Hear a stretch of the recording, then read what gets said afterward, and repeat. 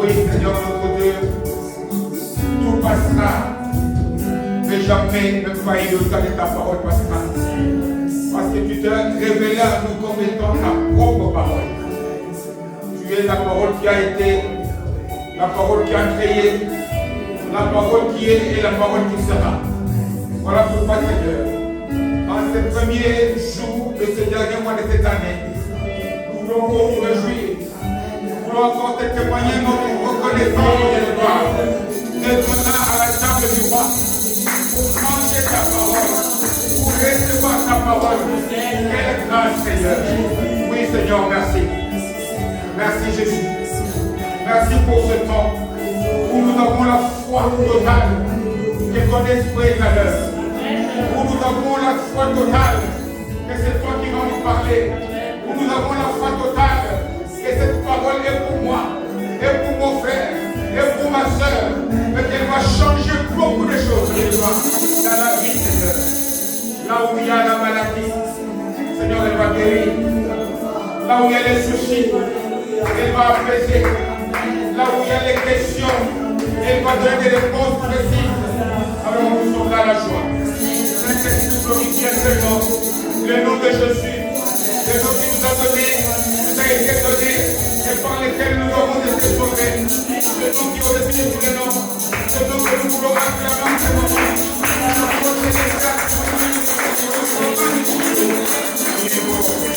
Merci. Merci, roi de tous les rois. Amen, amen. Amen, amen. Est-ce qu'il y a la joie? C'est vrai que le temps n'est pas très chaud le dimanche, parce que je nous ai dit qu'il fallait qu'on profite un tout petit peu de reste de chaleur que Dieu nous avait donné. Parce que les temps vont changer et que nous allons pénétrer dans la période de froid. Amen. Amen. Dieu dit que tout ce qu'il a fait est bon. Alors l'été est bon, l'hiver est comment? Bon aussi. Que Dieu bénisse chacun d'entre nous. Et soyez tous les bienvenus ici dans la présence de notre roi et tous les rois. Oui, je pense que la sœur Stéphanie l'a indiqué tantôt, nous sommes aujourd'hui dans la dernière ligne droite, comme on dit. L'horizon maintenant de cette année est à portée de vue. Dans exactement 30 jours, fini 2024 et 2025 va venir. Amen. Amen. Et tous nous avons beaucoup d'attentes. Tous nous avons des souhaits que cette année se termine en beauté et que celle qui va commencer 2025 nous amène aussi beaucoup de grâce et d'avantages de la part de notre Seigneur. Amen. Voilà pourquoi tout au long de ce dernier mois, vous savez, quand quelqu'un s'attend à une année nouvelle, s'attend à quelque chose de nouveau, il se débarrasse d'abord de ce qu'il avait de son mauvais. Lorsque je veux porter un habit nouveau, je dois d'abord me faire propre, me débarrasser de toutes sortes de souillures, toutes sortes de déchets que je porte, tout ce qui peut faire en sorte qui abîme la beauté de la vie nouveau que je vais avoir.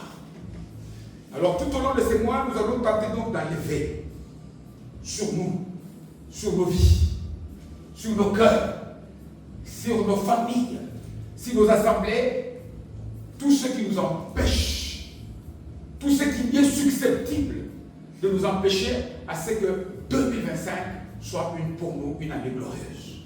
Amen. J'ai donné comme thème, comme titre à notre message de ce dimanche, être en Christ. C'est la clé pour ma victoire. Amen. Être en Christ, c'est la clé pour ma victoire. Et notre message va consister à répondre à deux questions. C'est quoi être en Christ? Parce que lorsque nous parcourons la Bible, notamment les écrits de Paul, on nous dit que l'acte, ça c'est Paul qui l'a dit aux Romains par exemple, il dit en Christ que l'acte qui nous condamnait, que toute condamnation ne peut plus encore se jouer sur nous. Ça veut dire que si tu n'es pas en Christ, en tout cas, tu n'as pas encore été sauvé. Il insiste ailleurs, notamment quand il parle aux Corinthiens, dans toutes ces épîtres, c'est toujours la même chose. Il dit, quand une personne est en Christ, elle est devenue quoi? Une nouvelle créature. Mais ce n'est pas en dehors, c'est en Christ. Et je l'ai déjà évoqué ça à plusieurs reprises, que quand on dit Jésus-Christ, Christ n'est pas un prénom. Ce n'est pas un nom. Et notre souci aujourd'hui, c'est de savoir c'est quoi être en Christ. C'est quoi être en Christ réellement. Il dit, nous avons été bénis de toutes les bénédictions. Ça, il le dit aux Éphésiens. Où? En Christ. C'est en Christ que nous pouvons recevoir des choses de la part de Dieu. Alors, c'est quoi réellement ce lieu-là? C'est quoi en Christ? Pour que si tu n'y es pas, en tout cas 2025, risque en tout point de ressembler à 2024. Amen. Parce que je dis, c'est bon, lisez, que ce soit Corinthiens, Romains, Éphésiens. Il dit d'ailleurs dans Colossiens, il dit quoi? Il dit, c'est en lui. Et pour lui que toutes les choses ont été créées. C'est quoi ça?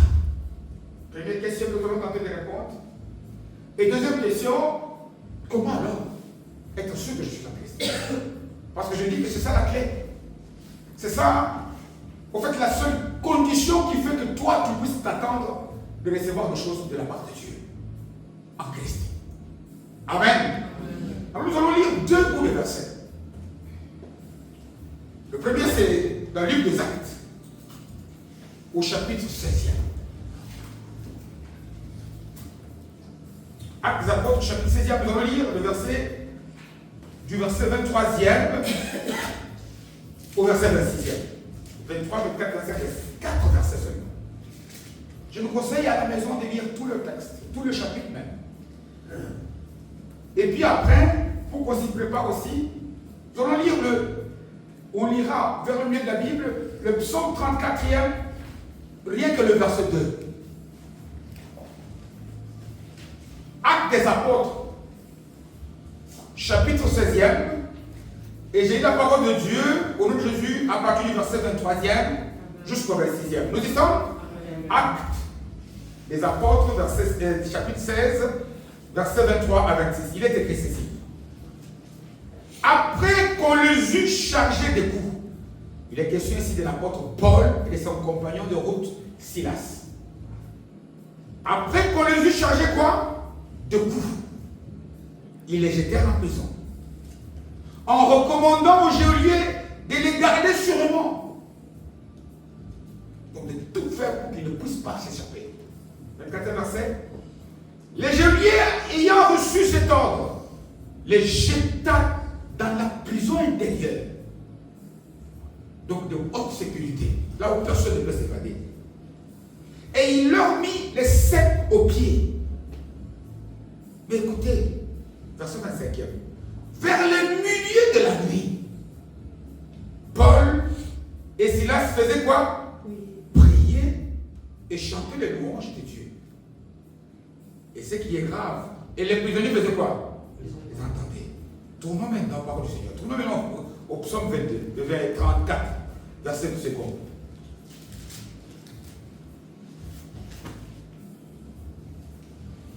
Psaume 34e, c'est plus ou moins vers le milieu de la Bible, donc. Et le seul verset 2, il est écrit ceci. Ça, c'est David qui parle. Écoutez ce qu'il dit. Je bénirai l'Éternel quand? En tout temps.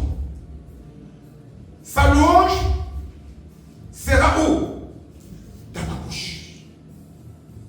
Parole du Seigneur de toi acclamer. Amen.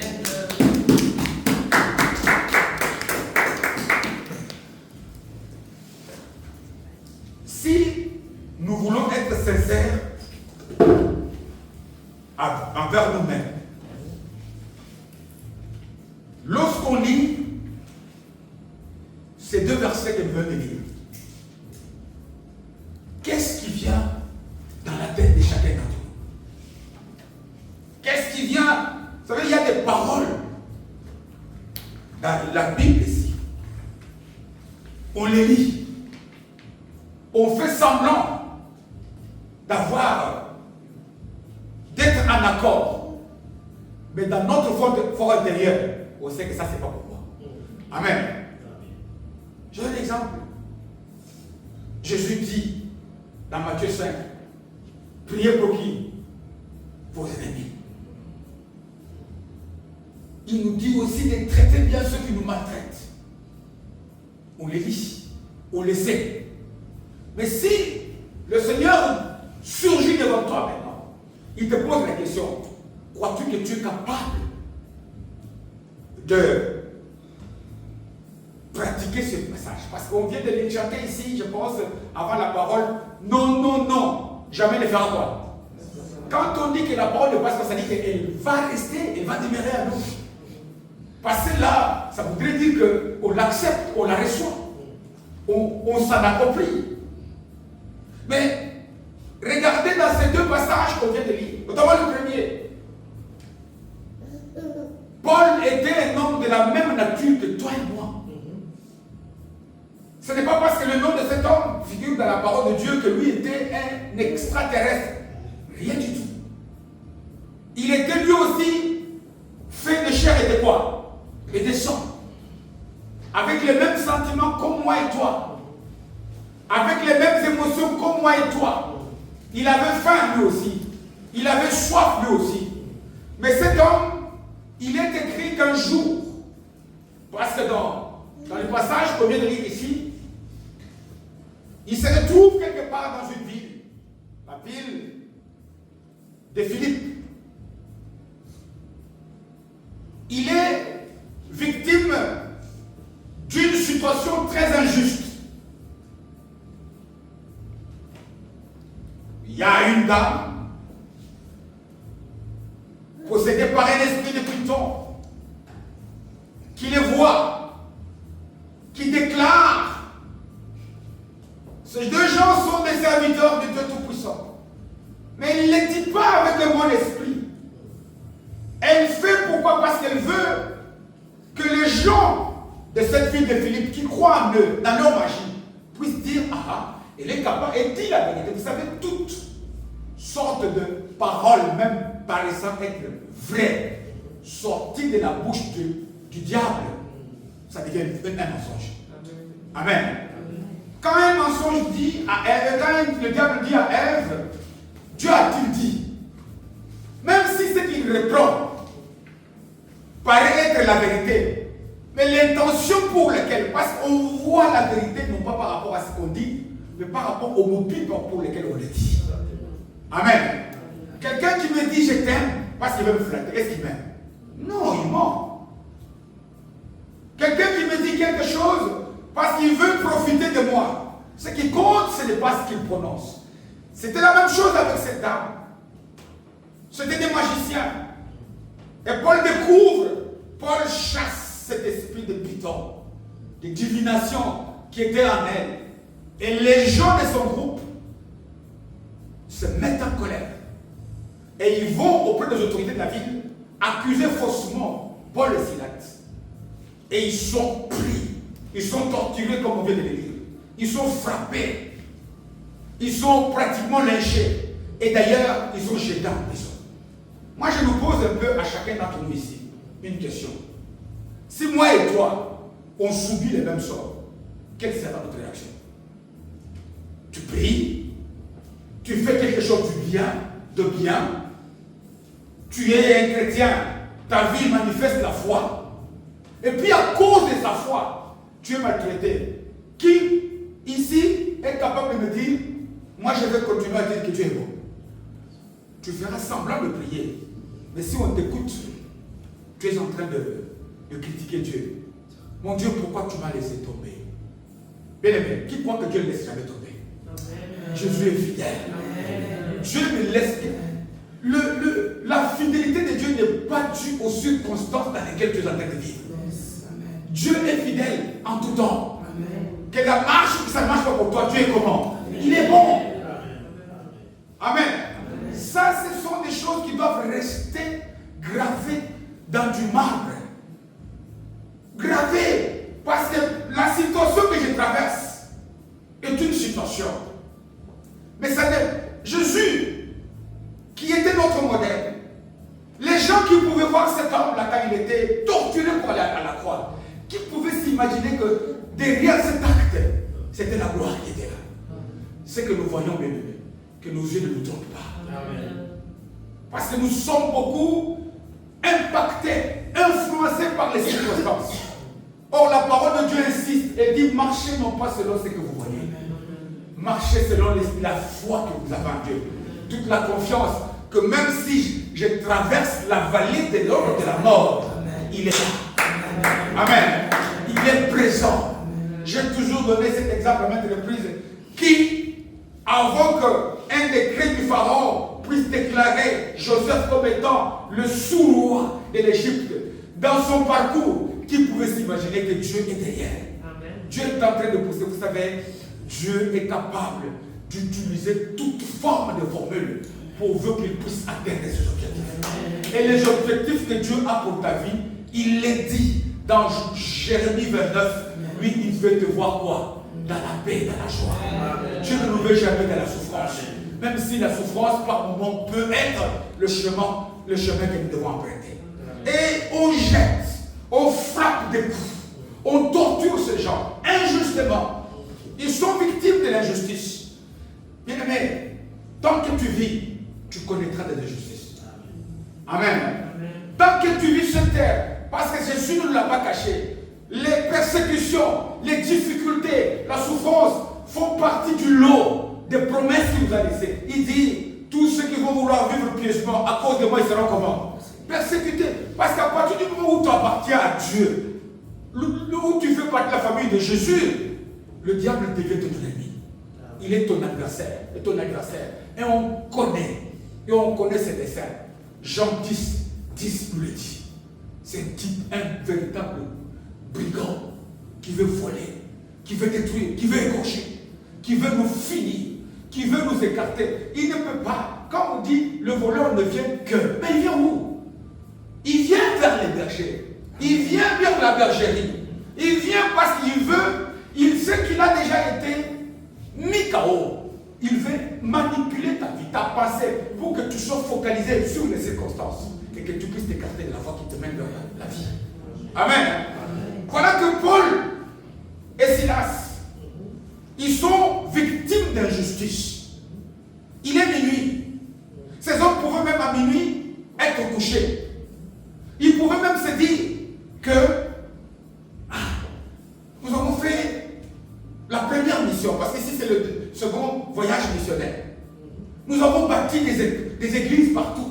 Jésus nous a laissé une promesse. Nous sommes dans sa direction. C'est celui qui a dit, allez, faites de toutes les nations. Et puis nous avons bâti. Dans ce second chapitre, le second voyage, nous voulons aller pour visiter, pour fortifier, pour exhorter les gens. Mais qu'est-ce qui fait qu'on arrive à Philippe? C'est genre, alors Dieu, peut-être que Dieu ne veut pas. Non. Si tu avances pour Dieu, que les obstacles ne t'arrêtent pas. Amen. Avance toujours. Amen. Si ce que tu fais, c'est la mission de Dieu, continue toujours d'avancer. Même si les gens te laissent seul sur la route, tu n'es pas seul. Parce qu'on dit qu'une personne avec Jésus, il a la majorité. Amen. Amen. Amen. Jésus est l'abondance. Jésus est l'infini. Ce qui compte, ce n'est pas les hommes avec qui tu es. Ce qui compte, c'est celui que toi tu as. Amen. Tant que tu es avec Jésus, avance. Amen. Il est minuit, il est trop tard. On pourrait même se dire que Paul ne dormait pas. Il pleurait pour dire, mais Seigneur, pourquoi on se retrouve dans une difficulté comme ça? Alors que nous sommes dans tes... Non! Le verset 25 nous dit quelque chose de très difficile. 25, pour ceux qui ont encore leur Bible sur Acte 16, j'ai relu le verset, il est écrit, vers le milieu de la nuit, Paul et Silas faisaient quoi? Prier et chanter le louange. Amen. D'ailleurs, c'est un passage que nous, chrétiens, on aime beaucoup. La louange brise le joug. Il brise le joug. Alors, comment expliquer cette attitude? Et le verset termine. Qui les entendait? Les autres prisonniers. Ils les entendaient. Imaginez-vous quand tu es en prison, il y a toutes sortes de personnes. Imaginez-vous que tu es ici, tu es chrétien. Tu te retrouves quelque part, allez, en difficulté au milieu d'une foule. Tout le monde qui est là n'est pas censé être chrétien comme toi. Et puis tu te mets, toi, à crier les louanges, chanter, prier. D'abord, ça peut mettre les autres en colère. Dis, tu ne vois pas que maintenant c'est minuit, c'est l'heure pour nous pour dormir. Non. On dit, les autres prieurs faisaient quoi? Ils entendaient ce qu'ils disaient. Qu'est-ce que le Saint-Esprit nous cache derrière ceci? Maintenant, il y a ici une clé très importante. Il y a dans l'attitude, il y a dans le comportement de ces deux hommes une grande vérité. Que si tu n'as pas encore bien compris cette vérité, tu n'as pas encore fait beaucoup de pas vers Jésus. Ils priaient, arrêtés injustement, maltraités, alors qu'ils sont dans la mission de Dieu. Mais au lieu de pleurer, au lieu de regretter, au lieu de se plaindre, ils n'ont qu'une seule réaction, c'est prier et chanter. Et d'ailleurs, vous avez vu pourquoi j'ai combiné ce passage avec le psaume 2. Le psaume 2, c'est David. L'attitude de Paul et Silas confirme ce que David avait dit. Amen. Beaucoup de siècles auparavant, David lui aussi qui avait eu une vie terrible, qui d'abord un cadet de la famille, il était abandonné en pleine forêt, en train de garder les brebis. David qui, quand il revient, son papa dit, va amener à manger à tes frères et sœurs. Dès qu'il arrive, c'est son frère qui le voit et qui le condamne au droit. David qui, lorsque il est loin, il entre en inimitié terrible avec eux, avec le roi Saül. Mais un jour, dans cette psaume, il dit quoi?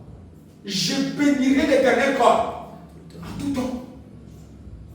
Qu'est-ce que David veut dire là? C'est quoi bénir l'Éternel d'abord? Qu'est-ce qu'il veut dire là? Je bénirai l'Éternel en tout temps. Quand il dit en tout temps, ça voudrait dire quoi? Quelles que soient les circonstances, quelle que soit la situation dans laquelle je me trouve, moi je bénirai l'Éternel. Et puis il ajoute, sa louange ne quittera jamais quoi? Qu'est-ce que ça voudrait dire? C'est exactement l'attitude de Paul et de Silas. Comment bénir? Vous savez, bénir Dieu. Lorsque jour tu as postulé quelque part, tu as eu un job. Ou tu as prié pour une requête. Dieu a exaucé. C'est plus facile. C'est plus facile lorsque les choses marchent bien. Mais comment est-ce on peut arriver, bien aimé, à bénir Dieu, à ne pas lâcher à les louer? Si la question nous est posée, j'aimerais que spirituellement, sans le montrer, quelqu'un d'entre nous, le Saint-Esprit te pose cette question. Est-ce que lorsque tu es en souffrance, tu continues à bien prier, à bien louer, que Dieu te voit, tu lèves toi avec? Est-ce que c'est facile ça? Je dis ça, là il n'est pas question d'être pasteur. Ça nous sommes tous communs. David dit, moi, quel que soit, vous savez quand on est victime de trahison, quand la souffrance frappe à la porte, lorsqu'on a insisté sur un sujet, une requête de prière, Dieu fait ceci, Dieu fait cela, Dieu je m'attends, lorsqu'on s'est privé de tout pour mener une vie conforme à ce que la parole dit, et puis tu attends toujours. Non seulement tu attends, tu as même cette impression que les persécutions s'augmentent. Comment accepter comme vrai un verset comme celui-là? Je bénirai l'Éternel en toutes circonstances. Et puis, sa louange ne quittera jamais ma bouche. Et c'est ce que nous venons de vérifier. Paul est en train de, beaucoup de siècles après, il est en train de confirmer. Dites-moi un peu, qu'est-ce qui s'est passé pour Paul et Silas? Lorsque ça c'est la suite du passage, ceux qui connaissent un tout petit peu, lisez la suite. Vous allez voir qu'il y eut tremblement de terre. Amen. Et toutes les portes de la prison furent ébranlées. Voilà pourquoi on dit la louange et la prière brillent de choses. Est-ce qu'on peut acclamer?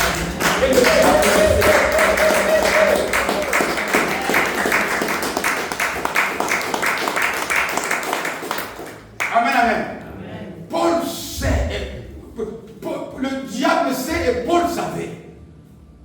Le diable sait que c'est très difficile. Il sait quand nous sommes fâchés. Comment le sait-il? Le diable n'est pas omniscient. Omniscient, c'est aller lire ce qu'il y a dans notre cœur. Ça, il n'y a que Dieu qui peut le lire. Dieu sait tout en nous, de tout. Voilà pourquoi quand on prie, on ne vend pas Dieu. Nous voulons tout simplement confirmer ce que Dieu le sait déjà.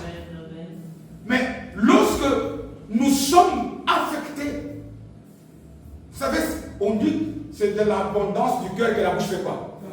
Qu'est-ce que ça voudrait dire? Quand tu es en colère, ton corps l'exprime. Amen.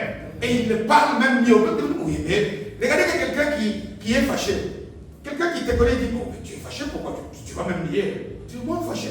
Si, comme Pierre, devant le feu, dans la cour de la femme qui dit, mais toi tu étais avec Jésus. Il dit, moi. On dit qu'il a dit, moi. Je ne sais même pas s'il avait dit ça. Il dit, cet homme, je ne l'ai jamais connu. Mais on dit que ton langage te trahit. Le langage, ce n'est pas ce que Paul a dit. C'est l'attitude de Paul. C'est le comportement de Paul. C'est la manière d'être de Paul. Et quand nous sommes affectés par les circonstances, nous communiquons des messages à l'ennemi qui va maintenant perturber nos pensées, qui va faire en sorte que la prière devient difficile, qui va faire pourquoi? Parce qu'à ce moment-là, nos émotions, on connaît nos émotions et nos sentiments. Hein? Il y a des colères qui viennent, il y a la tristesse, il y a le chagrin, il y a la peur, il y a les doutes. Une vie qui est remplie de ces choses-là s'offre au diable. Elle se rend elle-même fragile pour dire au diable, viens m'aider. Là, il va te donner beaucoup de choses, beaucoup de pensées qui vont faire en sorte que tu puisses quitter la voie de Dieu. Amen. Pourquoi? Parce que, en disant ce que j'ai dit, je ne suis pas ici en train de minimiser. Pourquoi? Parce que l'attitude de Paul et Silas, qui confirme ce que David a dit des siècles auparavant, c'est une vérité. Mais le problème, c'est que nous n'avons pas compris pourquoi c'est ce que le Saint-Esprit a mis à cœur David d'écrire comme ça. David lui-même, il savait que lorsque les temps sont difficiles, c'est difficile de venir. Il l'essaie. Amen. Il l'essaie lui-même. Il l'éprouve dans un psaume aussi qui est très connu, ça est 3 verset 1. Il dit quoi? Mon âme fait quoi? Je pense qu'on l'a chanté aujourd'hui. Mon âme bénit le Seigneur, n'est-ce pas? Quand il dit ça, il est en train de dire quoi? Qu'est-ce qu'il veut dire? Il exige, parce qu'il sait que ce n'est pas facile. Hein? Il sait qu'il était dans une situation difficile. Et il voit qu'il veut lâcher. Il veut lâcher. Il dit à mon âme, toi mon âme, bénis l'Éternel. Il se parle à lui-même. Il se dit, tu ne peux pas lâcher. N'oublie aucun de ses bienfaits. Tu traverses peut-être un temps difficile maintenant. Mais n'oublie pas que Dieu a déjà fait. Comme il a déjà fait, moi je te confirme qu'il fera encore. Amen. Amen. Parce qu'il est Dieu. Parce qu'il n'a jamais changé. Et ici, il est en train donc de traduire ici une vérité. Une vérité que Paul et Silas ont mis en pratique des centaines d'années plus tard et qui leur a donné la libération. Peut-être que Paul et Silas se sont souvenus, psaume 34, verset 2. Il est minuit. Nous sommes, au lieu de m'apitoyer sur le sort, continuons à dire, injustice. Continuons à dire, je m'arrête. Moi, je loue. Moi, je chante. Moi, je prie. Et on dit que dans la suite, le mur de la prison, personne ne les avait ébranlés. Et se sont ébranlés eux-mêmes. Mais le mec, je vous communique ici un secret. Tu veux voir la gloire de Dieu. Amen. Continue toujours à louer Dieu. Puis continuons à bénir Dieu. Amen. Le problème pour nous maintenant, c'est de comprendre c'est quoi bénir Dieu? C'est parce que nous, chrétiens de nos jours, nous avons donné aux mots bibliques, aux vérités bibliques, nos propres conceptions à nous. Bénir pour nous, pour les chrétiens de nos jours, c'est avoir des maisons, c'est avoir des véhicules. Croyez-vous qu'il y a des autoroutes au paradis? Non. Parce que j'ai toujours dit, expliqué, bénir, le mot contraire est quoi? Maudire. Si nous pensons que quelqu'un qui est béni, c'est quelqu'un qui a des biens matériels, alors beaucoup de chrétiens ne sont pas bénis. Parce que si vous regardez dans ce monde, comment s'appelle le monsieur de Tesla? Comment s'appelle encore? Parce que tout ça, tous les gens de Facebook, milliardaires et milliardaires, est-ce qu'ils sont chrétiens? Non. Bénir, comme maudire, ça voudrait dire quoi? Dire du bien, prononcer des paroles. Et ces paroles-là, quand tu les acceptes, vont produire de bien si tu les fais. Amen. C'est la même chose aussi avec la bénédiction. La bénédiction, c'est dire des mauvaises choses, qui lancent comme un mauvais sens sur quelqu'un. Et quand on nous dit, dis du bien, bénir Dieu, c'est continuer toujours à dire du bien de Dieu. Louer Dieu, ça voudrait dire quoi? Pour nous, Congolais aujourd'hui, la louange, c'est faire un chant par lequel on va danser. Un chant un peu rapide. On commence à se dire, non, la louange, dans ce sens biblique du mot, c'est dire ce que Dieu a fait. Amen. Louer Dieu, c'est être capable de reconnaître que lorsque j'ai été malade et que j'ai été guéri, c'est toi Dieu. Amen. Amen. Lorsque c'est continuer à dire du bien, continuer quel que soit ce que tu es en train de voir. Ici, dans ce passage, Psaume 34, qui a donné ses preuves dans la vie de beaucoup de gens. Ici, nous avons pris l'exemple de Paul et de Silas. Ils ont compris cette vérité. Ils ont compris que moi, quel que soit ce que je vis, je dois toujours continuer à être reconnaissant avec Dieu. Et ce que David dit dans le psaume 34, verset 2, c'est une décision qu'il a prise. C'est comme tu peux être avec quelqu'un, une personne bonne, une personne qui t'aime, une personne qui est toujours fidèle. Lorsque tu es en difficulté, elle est toujours prête à t'aider. Elle ne t'abandonne pas. Un jour, tu te dis, moi, cette personne, quel que soit le temps, je ne l'abandonnerai jamais. Et ça voudrait dire que c'est facile. Non. Ça traduit quoi? Que tu aimes la personne. Ça traduit quoi? Que tu connais la personne, ses qualités. Ça traduit quoi? Que tu sais que sans cette personne, je n'aurais pas le fait. C'est ça tout simplement. C'est que ça voudrait dire le psaume 32. En d'autres termes, bénir Dieu en tout temps, louer Dieu en tout temps, c'est une décision, c'est une résolution que tu prends. C'est une décision que tu prends que moi, quelle que soit la situation que je vis dans ma vie, je reconnais que Dieu est toujours bon. Là, tu peux louer sans parler. Vous savez qu'on nous dit dans la parole, c'est dans les actes, qu'il y a parfois des gens, comme par exemple la pauvre femme de Cana, comme elle s'appelle Anne, la maman de Samuel, qui parle de ce. Il y a des moments où tu loues, les mots ne sortent pas. Et ce qui sort, c'est ça que Dieu va dire. C'est que tu reconnais que moi, malgré les larmes, Jésus-Christ est Seigneur. Malgré les difficultés, Jésus-Christ est Seigneur. C'est ça prier, louer. C'est ça prier, louer. Voilà pourquoi ici nous avons compris que vous remarquerez que malgré ce que les prisonniers entendaient, qu'est-ce qui a étonné ces prisonniers-là? Ils ne sont pas chrétiens. Est-ce qu'ils savent ce que ça voudrait dire la louange? Non. Ils savent pas ce que ça voudrait dire la prière. Ils ne sont pas chrétiens.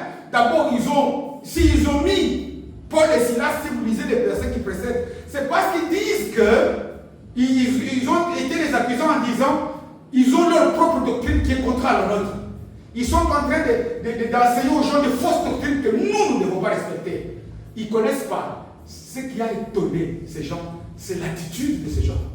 En d'autres termes, louer, prier, ce n'est pas d'abord a priori dire des choses. C'est un comportement. Amen. C'est un positionnement. C'est une manière d'être. Amen. Dorénavant, voilà, c'est ça qu'on appelle être en Christ.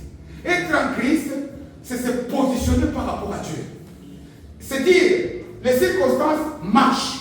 Moi et ma famille, nous ferons quoi? nous servirons le Seigneur. Que ça marche ou que ça ne marche pas. Non seulement les dire, mais les manifester pour que ceux qui sont à côté puissent faire quoi? Puissent les voir.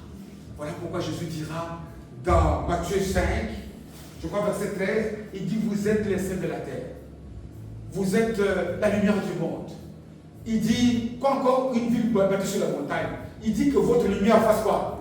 Luise, pour que les gens voient. Les gens veulent voir votre comportement. C'est notre comportement. Être en Christ, c'est ce positionnement spirituel-là. Être en Christ, ce n'est pas un lieu. Être en Christ, c'est épouser ces statuts-là, qui veut que lorsque les gens te regardent, ils disent qu'il y a un chrétien là. C'est ça, être en Christ. Voilà pourquoi il dit que tu es devenu une nouvelle création. Les choses passées, c'est ton comportement, ton caractère. Être positionné d'une manière telle que toi tu prends. Pourquoi? Parce que dis-moi, lorsque quelqu'un comme David se résout à dire, moi, quel que soit le temps que je suis en train de passer, mais c'est parce qu'il a vu sa vie. David a été petit. D'abord, il n'a pas été l'aîné de la famille.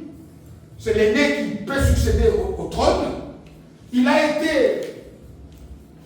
trahi, y compris même par son fils, Absalom. Il a été abandonné, il a été victime de beaucoup de blessures. Il pouvait se plaindre. Il a regardé tous les films de sa vie. Voilà même pourquoi est-ce que je comprends dans le même psaume ou non. Dans la société, il dira, moi j'ai été jeune, j'ai grandi, j'ai vieilli. Dieu n'abandonne pas les justes. Voilà pourquoi il est capable de te donner ses secrets. Lui, il a tiré la conclusion à la vie de sa vie. Mais toi, tu le sais déjà. Quel que soit le parcours, Dieu n'abandonne pas. Amen. Dieu ne te laisse pas.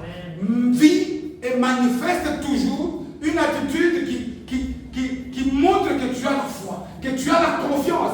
Je l'ai dit tantôt quand j'ai dit, voilà même pourquoi est-ce que quand les gens se présentent devant le maire, pour la bénédiction du ciel, même pas devant l'église, parfois pour la bénédiction du ciel, ils disent, vous vous mariez pourquoi? Pour le bonheur. C'est-à-dire que vous dites oui pour vous accepter dans de bons moments, comme dans de mauvais temps.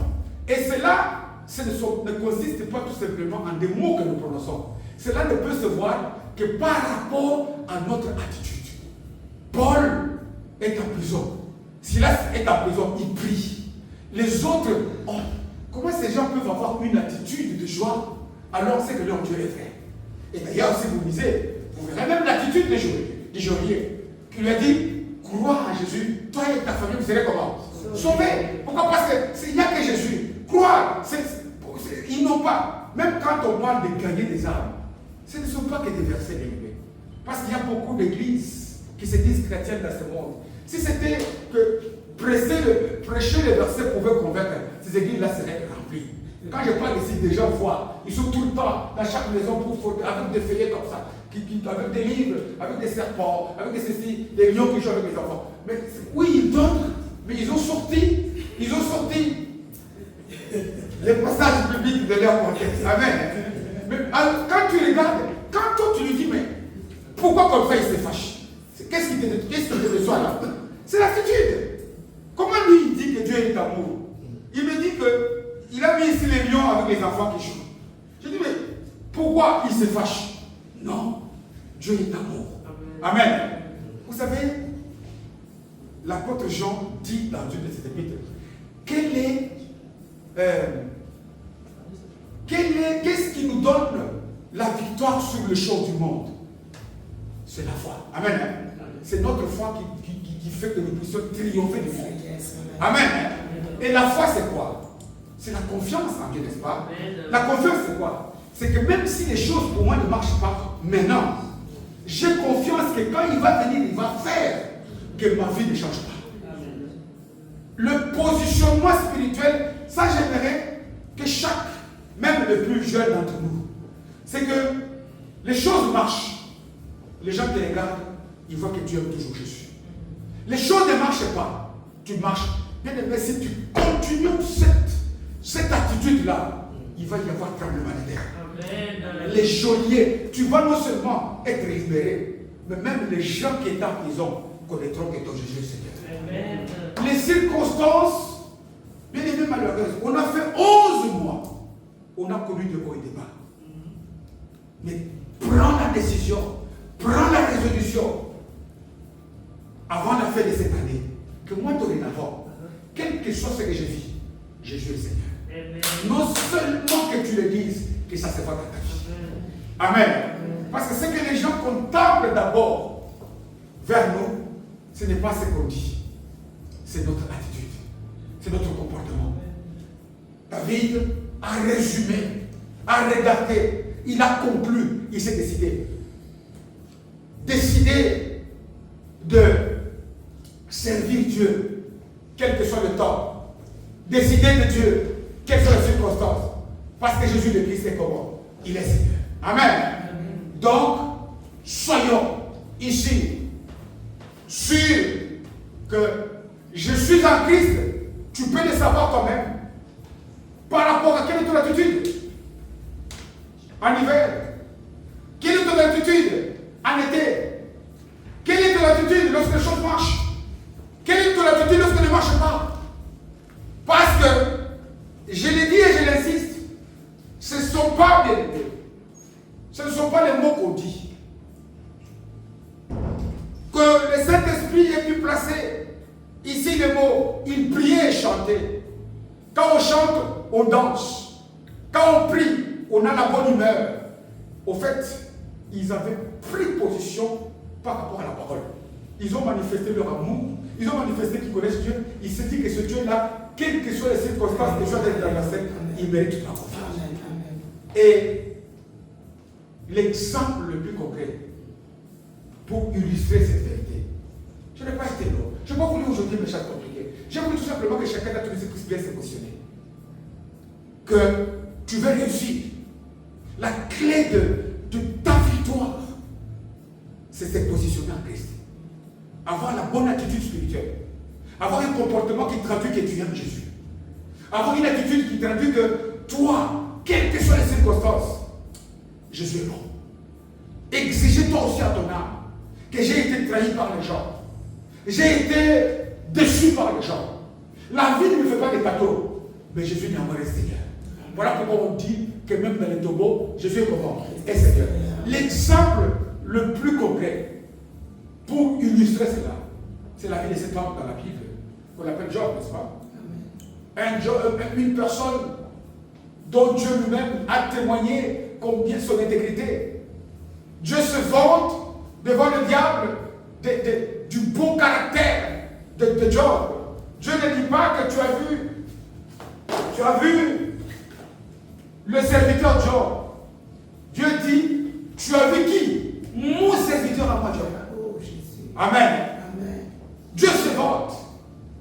Lorsque Dieu parle de toi, même à Pierre, parce que maintenant, on dit, Jésus a dit, maintenant pour accéder au trône, voir le Père, il faut passer par Jésus. Dans notre dispensation, le diable ne peut pas encore se présenter par les trônes. Parce que c'est en Jésus qu'on parvient au Père. Mais lorsque Dieu regarde Abraham, qu'est-ce qu'il dit de toi? Tu as vu ma fille telle? Tu as vu mon fils tel? Qu'est-ce qu'il dit? Dieu se vante de la vie de cet homme, de son intégrité, de sa loyauté, de sa droiture. Et puis tout d'un coup, il est mis à l'épreuve. Il est frappé de beaucoup de calamités. Pourquoi? Parce que ici, Dieu n'est pas en train de lui demander l'impossible. Parce qu'on a tendance à dire, mais comment lorsque les choses ne marchent pas? Lorsque nous lisons Job, premier chapitre, quand il y a eu cette rencontre entre le Tout-Puissant et Dieu, quand il vante la vie de cet homme, on nous dit que lorsque l'ennemi est rentré, il est allé frapper Job de beaucoup de calamités.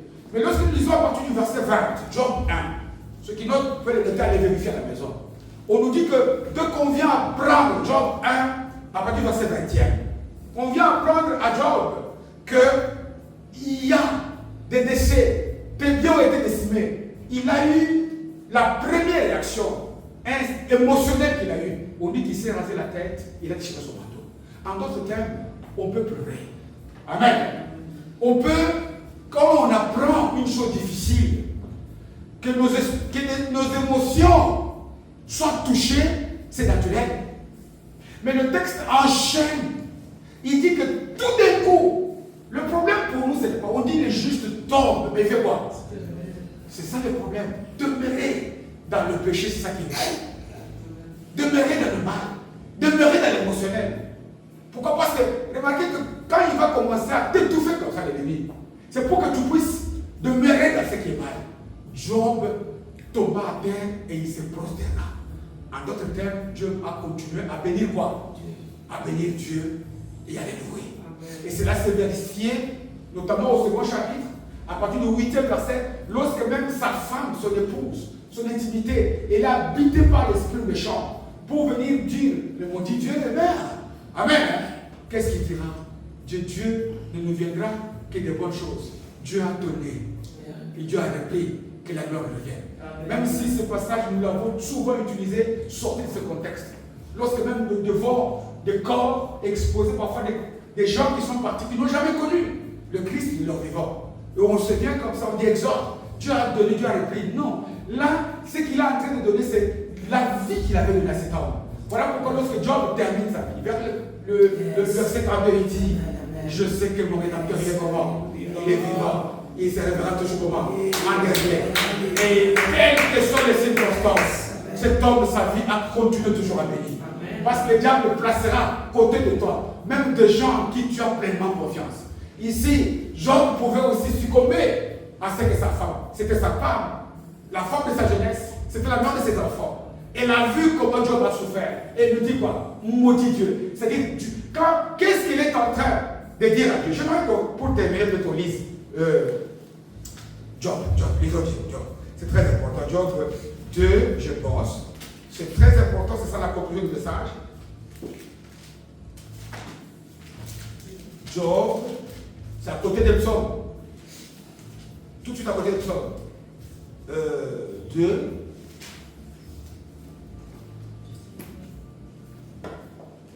C'est quel passage en fait? C'est un produit. Même, allez, je prends verset 20. Nous sommes 1, 20. Alors Job se leva, déchira son manteau et se rasa la tête. Ça c'est l'émotionnel. Puis se jetant par terre, il fait quoi? Il s'est prosterna et dit, je suis sorti nu du sein de ma mère, nu, j'ai retourné dans le sein de la terre, l'Éternel a donné, l'Éternel a ôté, que le sol soit béni. Et puis verset 22e, on peut le lire? En tout cela, Job ne fit pas quoi? Les péchés point. Péché c'est quoi? Savoir une attitude contraire à ce que la parole nous demande. Amen. C'est que cet homme a continué malgré les calamités. Et lorsque cet homme lui aussi a pris cette bonne résolution de se positionner en Christ, c'est-à-dire d'avoir la bonne attitude qui correspond à si tu es là. Si tu es là, Christ est là. Pourquoi? Parce que, vous savez, ne pas pécher, c'est adopter la vie de foi. Or, ce que Dieu regarde chez nous pour nous donner, c'est quoi? C'est la foi, la confiance qu'on manifeste en lui. Quand on pêche, on manifeste une vie qui n'est pas de foi. Voilà pourquoi ici j'ai dit, vous savez, cette clé que Dieu te donne, que Dieu me donne, en ce premier dimanche de ce 12e mois, c'est une clé passe-partout. C'est une clé qui ouvre toutes les portes. C'est une clé qui va te permettre d'enjamber ces mois avec certitude, de glorifier Dieu, quel que soit ton manque, quelles que soient tes difficultés. Pourquoi? Parce que toi aussi, un jour, tu devras aussi crier comme Job que mon rédempteur, il est comment? Il est vivant. Vous savez, Caïn est pris par la mauvaise pensée, jaloux du fait que Dieu avait agréé l'offrande de son frère Abel. On nous dit que Dieu est venu voir Caïn. Qu'est-ce qu'il lui a dit? Le péché se touche où? Mais qu'est-ce qu'il dit à Caïn? Toi, évite-le. Pourquoi j'ai donné cet exemple? La personne, Dieu ne va pas chercher à ce que tu puisses quitter le péché. Parce qu'en Jésus, Dieu a mis en toi. Amen. Les choses là qui font que toi tu puisses. Dieu n'a pas dit Caïn, je vais t'aider. Vivre la vie de péché comme Job. Tu en es capable. Tu en es capable. Si tu es en Jésus, demande-lui. Il va te rappeler des choses. Vivre une vie qui glorifie Jésus. Tu en es capable. Amen. Je sais que ce n'est pas facile pour personne. Je sais que l'ennemi fait tout pour que nous puissions quitter la confiance. Demeure dans la foi. la bonne position que tu as prise de pouvoir servir Christ, que ça reste ta position. Continue toujours. Exige à tes sentiments, exige à tes émotions. Dis, mon âme bénit les Seigneur. Moi et ma famille, nous continuerons toujours à bénir son nom. Et sa louange ne quittera sa même bouche. Que Dieu bénisse.